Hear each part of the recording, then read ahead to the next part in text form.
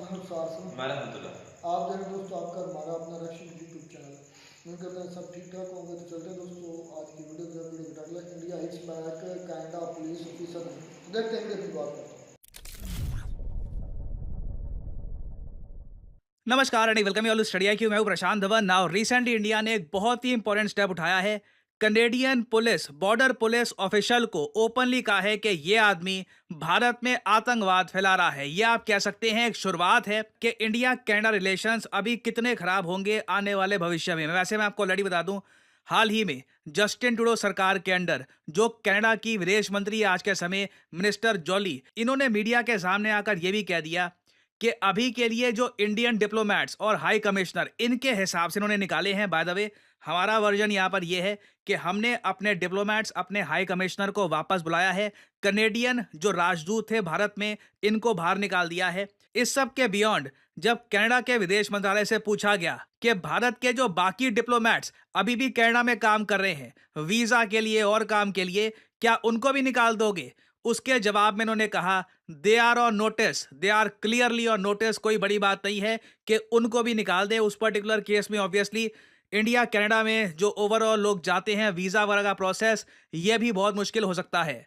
और सबसे ज्यादा अजीब बात देखिए यहाँ पर यह है कि कनाडा की विदेश मंत्री ने ओपनली भारत को कंपेयर कर दिया रशिया से। इन्होंने ये कहा कि जो रशिया कर रहा है आज के समय जर्मनी में, यहाँ पे आप देख पाओगे what Russia has done in Germany, वैसा भारत कनाडा में नहीं कर सकता। अब यहाँ पे आप कहोगे वेट, रशिया ने जर्मनी में क्या किया है?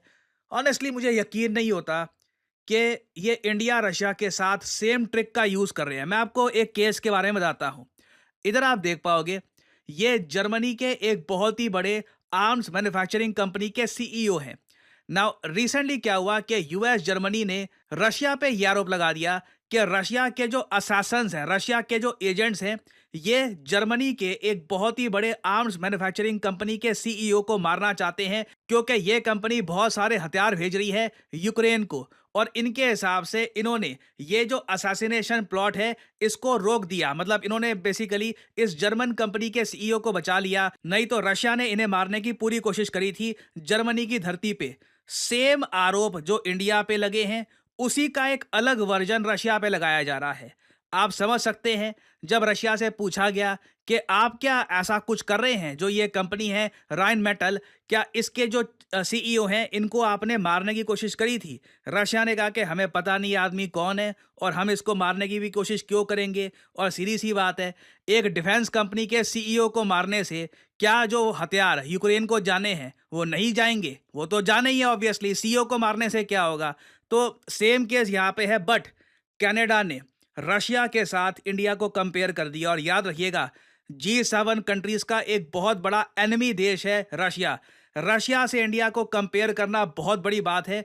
और इससे क्लियरली दिखता है कि जस्टिन ट्रूडो, मैं यही कहूंगा, डिस्टेंस है इंडिया कनाडा के बीच में। डिस्टेंस ना होता ना तो जस्टिन ट्रूडो पता नहीं और क्या क्या करने की कोशिश करते। ये पूरा जोर लगा रहे हैं आज के समय कि इंडिया के साथ रिलेशंस ना सिर्फ कनाडा के, पूरे वेस्टर्न कंट्रीज के बहुत ज्यादा खराब हो जाएं। और मुझको यहाँ पे वैसे ऐड करना पड़ेगा, ये एज्यूम मत कर लेना कि अगर जस्टिन ट्रूडो ऐसे हैं तो पूरा कनाडा ऐसा होगा। कनाडा में आज के समय जो ऑपोजिशन लीडर है पियर पोलिवियर, इन्होंने ओपनली ये बात कही है कि जस्टिन ट्रूडो की स्ट्रैटेजी बहुत ही सिंपल है।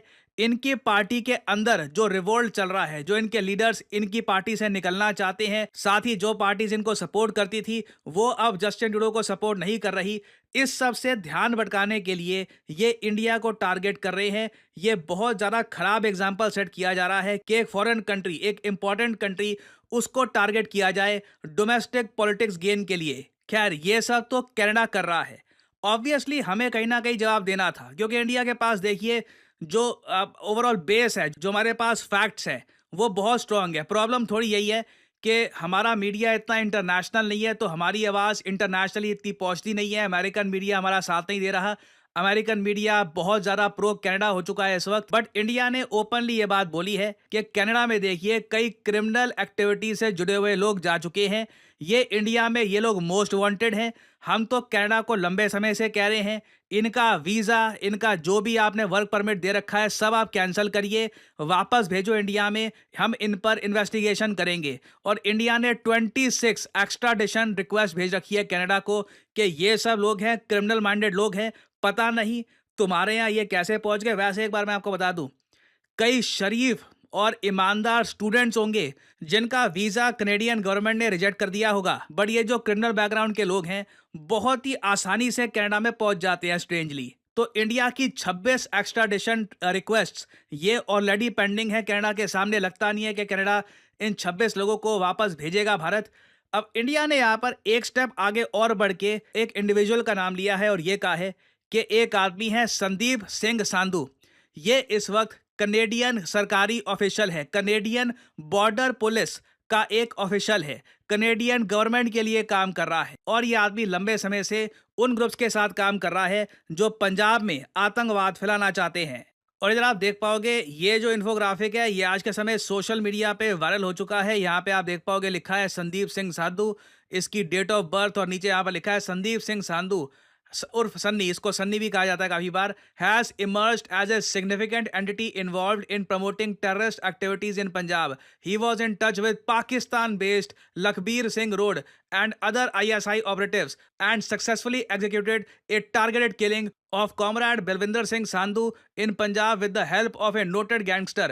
तो ये आदमी गैंगस्टर के साथ मिलकर, देखो हम यहाँ पर ये नहीं कह रहे कि बस दूर से कई फाइनेंसिंग कर रहा है आतंकवादी हमले की, जिस तरीके से आरोप लगा रहा है कनाडा, कुछ हद तक यूएस ने भी आरोप ऐसे लगाए हैं कि आप तो देखिए हमारे देश में लोगों को असैसिनेट करवाते हो अपने लोगों से, सेम चीज यहां पर कनाडा कर रहा है और ये आदमी आज के समय कनेडियन बॉर्डर पुलिस फोर्स का ऑफिशियल भी है। तो देखिए इंडिया ये इशू रेस करेगा, अभी प्रॉपरली ये इशू प्रॉपरली रेस किया जाएगा। अभी तो एनआईए ने ये बात सुप्रीम कोर्ट को बताई है, फ्यूचर में आप देखोगे कोई बड़ी बात नहीं है, जयशंकर साहब भी ये इशू रेस करे। और मैं अभी भी सोच रहा हूं कि 2025 में जब G7 समिट कनाडा होस्ट करेगा, जो एक लंबे समय से प्रोसेस चल रहा था G7 कंट्रीज और इंडिया के बीच में तालमेल बढ़ाने का, इंडिया हमेशा G7 का एक स्पेशल गेस्ट मेंबर बन के विजिट करता रहा होस्ट कंट्री को।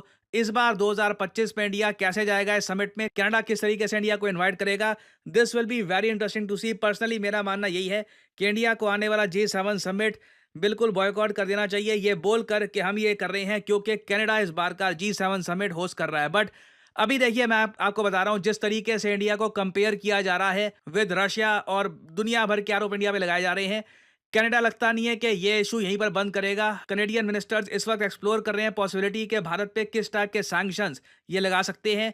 उससे रिलेटेड कुछ डेवलपमेंट्स आती हैं, अपडेट्स आती हैं, तो मैं आपके लिए बाद में वीडियो ले आऊंगा। और फाइनली आपसे मैं यहाँ पर एक सवाल पूछूंगा। देखिए दुनिया की सबसे free economy, world's freest economy, इसका टाइटल हाल ही में वर्ल्ड इकोनॉमिक फोरम ने किसको दिया है? ये है यहाँ पे आपकी ऑप्शंस, यूएसए, जापान, हांगकांग या फिर सिंगापुर। कमेंट सेक्शन में करिए उत्तर।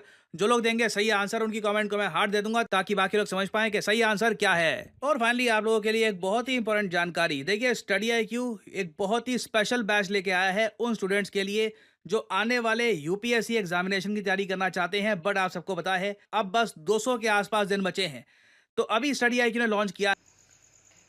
तो जी दोस्तों वीडियो तो ख़त्म हुई।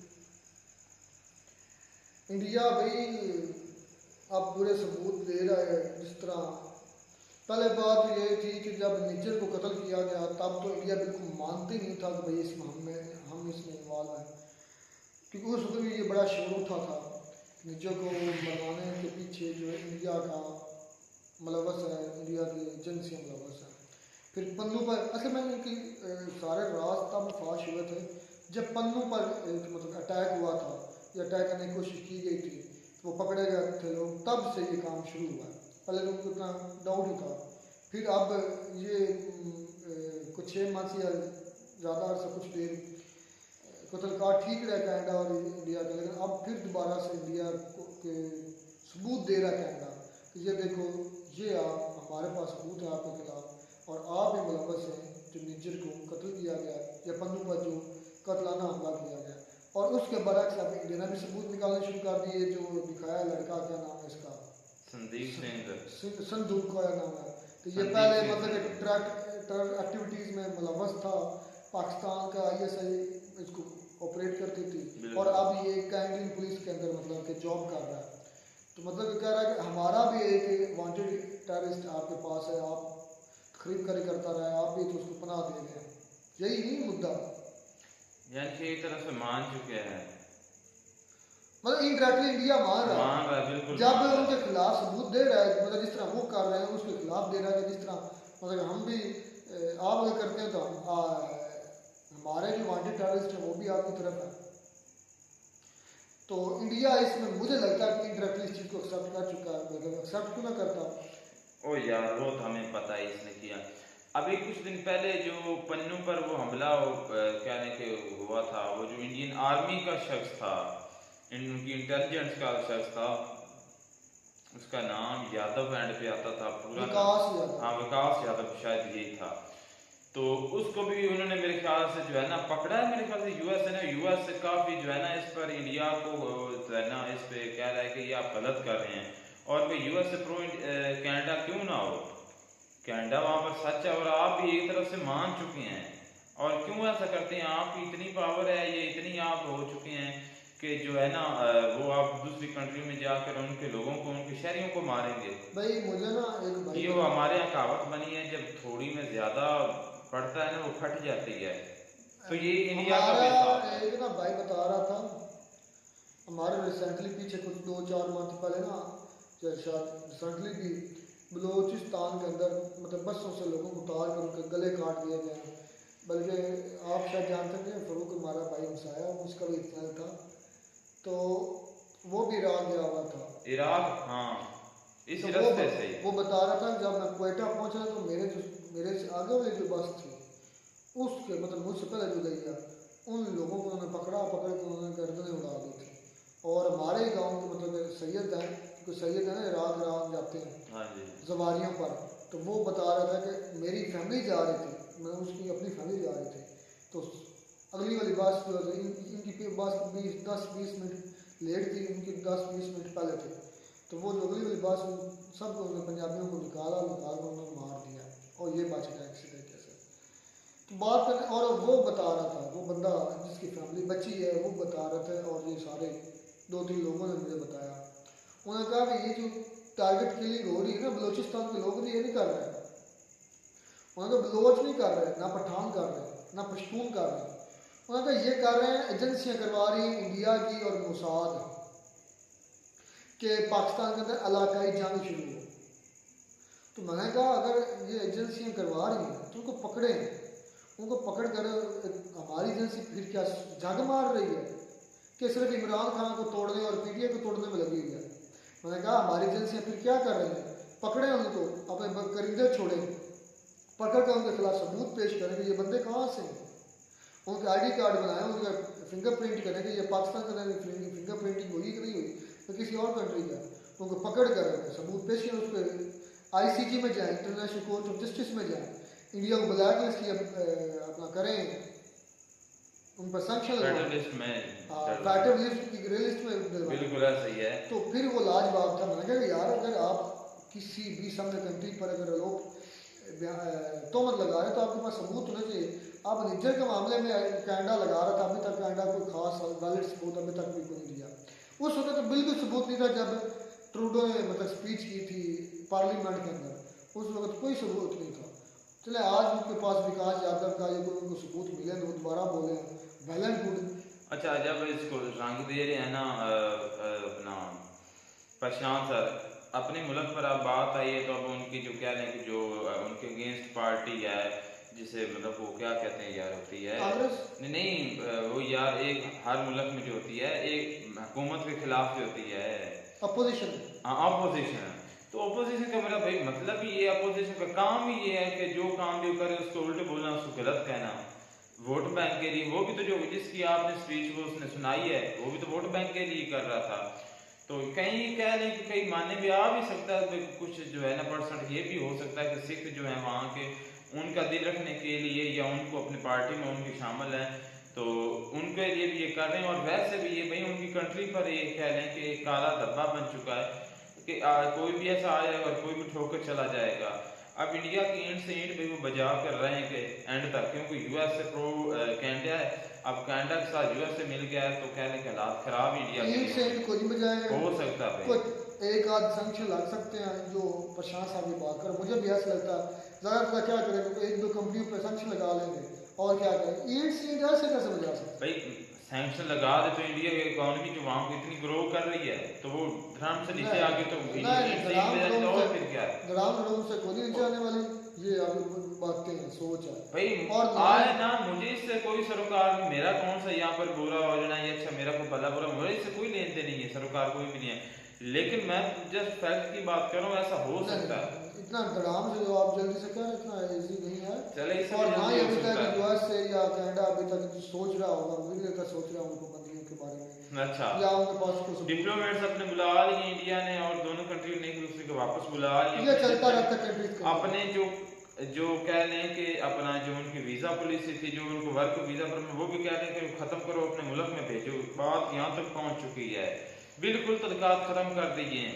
तो ऐसा भी तो हो सकता है सैंक्शन जो है वो अच्छे खासे लगे, जिस तरह ये तब तक सारा शोर है जब तक ये यूएस के इलेक्शन है, तब तक ये सीन है। यूएस सपोर्ट कर रहा है कनाडा को, तो कनाडा के अंदर भी हो सकता है कोई इलेक्शन अच्छा, करा। संदीप सिंह का भी आईएसएस से रब्ता करवा दिया संदीप संधू संधू सिंधु हम सिंधु मूसे वाला है था हम वो कहने के संधू सिंधु बोलते हैं, वो संधू बोल रहा था। चले जो भी है खैर, लेकिन इतना जरूर है साधु बोल रहा था वो तो। SIDHU क्या होता है? सिद्धू होता है, साधु कैसे होगा? एस ए था सोएब तो एस ए है, ऐसे ये था। चलो जो भी, लेकिन सिद्धू है वो साधु नहीं है। और संधू और है सिद्धू और है, ये भी ध्यान रखो। अच्छा, तो दो कास्ट है। हाँ, सिद्धू आई थिंक और कास्ट है और संधू उनकी और कास्ट है, नहीं एक से लगता है। चलो खैर बात कंक्लूड यही है कि इंडिया के अंदर ये पावर तो है कि वो जवाब तो दे रहा है यूएसए और कनाडा को, हम तो भी जवाब नहीं दे पाते।